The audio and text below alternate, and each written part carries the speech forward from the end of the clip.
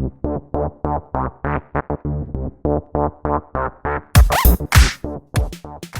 everyone and welcome back to Beeherenow. Now today we're going to be looking at the history of Manchester, England's second largest city. Now you might be wondering why Manchester? It's not a very ancient city, it doesn't go back very far. It's not Athens or Rome or even London. But over the past couple hundred years it's exploded onto the world scene by being at the very forefront of the Industrial Revolution. It's also been the cradle of liberalism, of social revolution, some major scientific breakthroughs, era-defining music and legendary football, all of it with a global significance. But before we look at all that, before all the Smiths and Oasis and Manchester United and all the mills and the factories, we're going to go back when this was just forests and fields and rivers. And we're going to look at the people that used to live here and the empire that eventually took it all over. Welcome to Mamucium.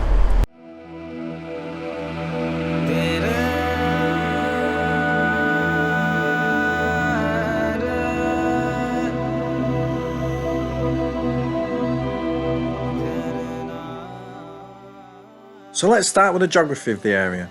Now to the north and east of Manchester are the Pennine Hills, England's longest upland range, running right down the middle of the country.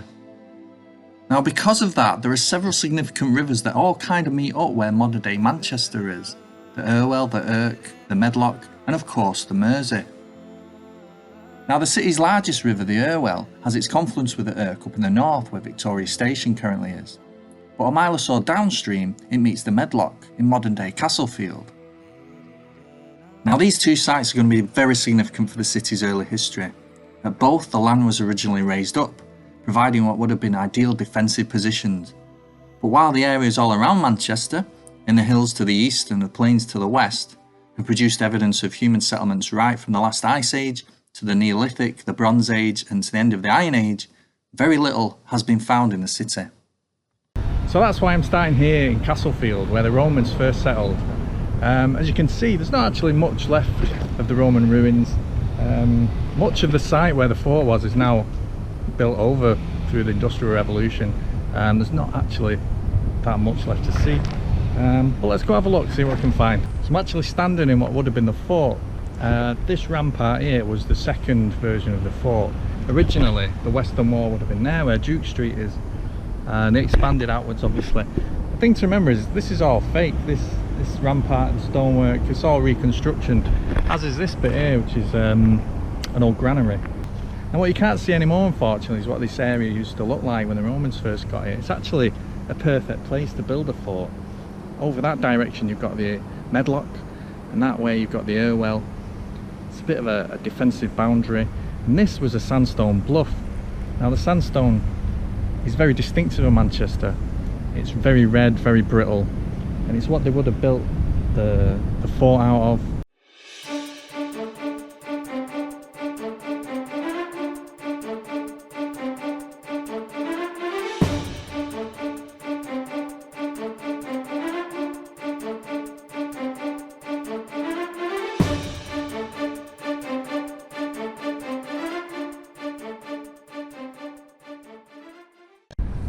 Now the lay of the land round here is actually what gave Manchester its name, Mamucium, which is a mixture of Latin and Brittonic words. It literally means the place of the breast-shaped hill. It's a shame you can't actually see that anywhere around here anymore. I mean, it's the entire city is just landscaped flat like most modern cities are. But it's good to come here and imagine and see what the fort used to look like. It's good that they've protected this area and opened it up. So why don't we go over, have a look at the north gate, the gatehouse over there.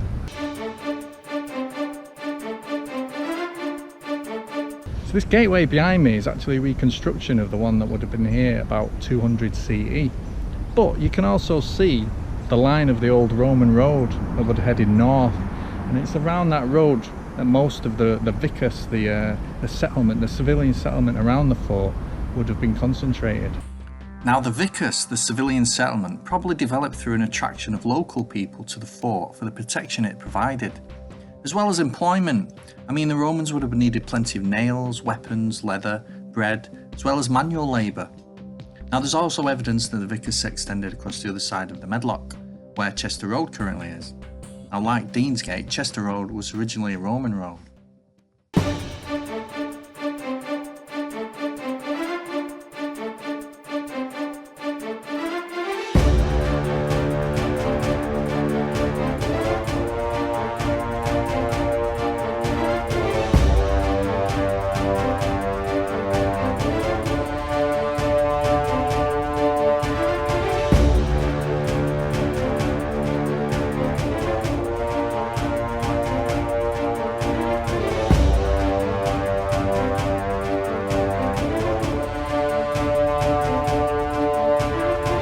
the Romans occupied this site for about 300 years, and they really were a cosmopolitan bunch. They came from Germany, Austria, Hungary. They drank wine from southern France and imported olive oil from Spain. The southern side of the fort came to around here, the other side of Castlefield, where Rochdale Canal currently is. Now down that hill at the end of the road that you can see would have been the original course of the River Medlock. Right, so just a quick one. I'm still in Castlefield. This is the Rochdale Canal. Down there is Duke's 92, in that sort of area. The Roman fort would have come roughly to this area. There's a street called Castle Street, funnily enough, over there, which is probably the edge, the southern edge of the fort. I actually want to show you this red sandstone.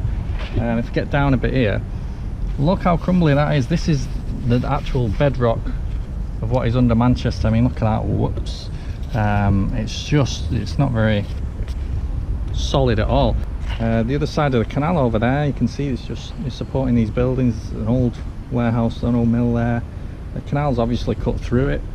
But yeah, it's very distinctive, it's very Mancunian. So like I say, everything I've shown you so far has been reconstructed, it's artificial. But if we go into this private car park at the end of Collier Street, I can show you the last surviving part, the last original part of Manchester's Roman fort. So there it is behind me, Manchester's oldest human structure. Not the fence, not the bricked up archway, but a block of red sandstone behind me. The only surviving part of Manchester's Roman fort, Mamucium.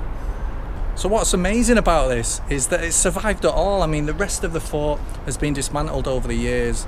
It's been used by people to lay foundation stones for probably wooden structures that have long since gone, or for other stone structures around the city that we just don't know about. It's just disappeared. It's been built over, as you can see, through the Industrial Revolution. But this little block here, this little red sandstone, is the last surviving bit. I don't know how it managed to survive, but it has done. So when the Earl of Ellesmere had this railway viaduct built in the 19th century, he knew about this block, and he asked the architect of the bridge, the viaduct, to make sure that the arches crossed the block, the sandstone, without harming it, without touching it.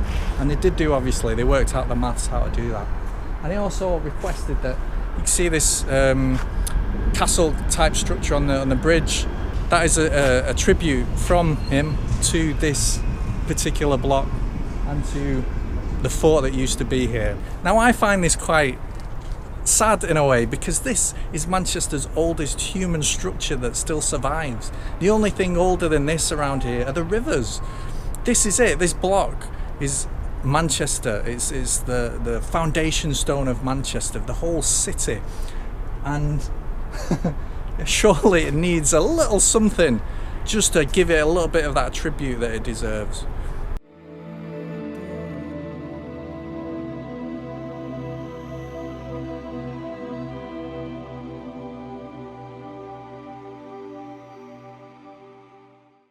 Now it's easy to see why this area acquired the name Castlefield over the years, and that's very similar to the name Castleshaw, which is the next place I'm going to show you. So the Manchester area would have always been a kind of frontier place between the territories of the different Celtic tribes. At the time the Romans invaded Britain, it would have firmly been under the control of the Brigantes, based mostly in Yorkshire, and who held quite a vast territory in the north of England. Now when Mamucium was founded, the Romans were at the start of a campaign against the Brigantes, led by General Julius Agricola, the governor of Britain.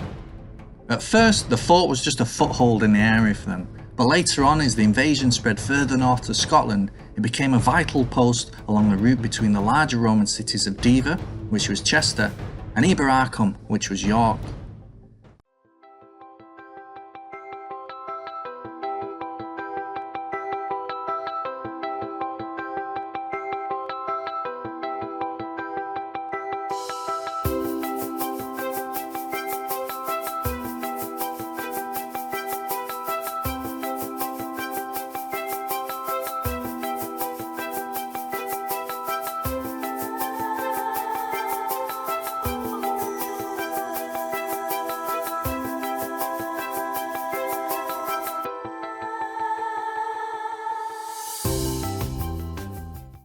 Right, so here I am on the edge of the Pennine Hills in Saddleworth. I'm about 22 kilometres northeast of Mamucium.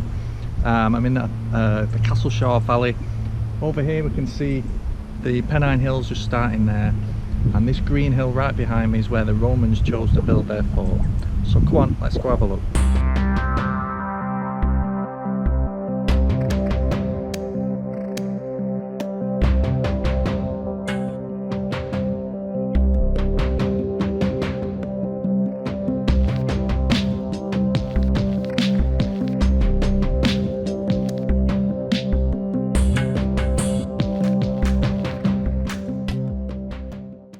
So the fort here was built at roughly the same time as Mamucium, about 79 CE, and housed about 500 soldiers altogether. This little bit here is a fantastic little section. You can see the outline of the wall all the way along here. This is one of the gates, and then further down here you've got an excellent bit of wall to look at right there. So after 15 years the fort here fell into disuse and was abandoned. It was rebuilt in the year 105 as a much smaller fortlet. That is up that way, and that's where I'm going now.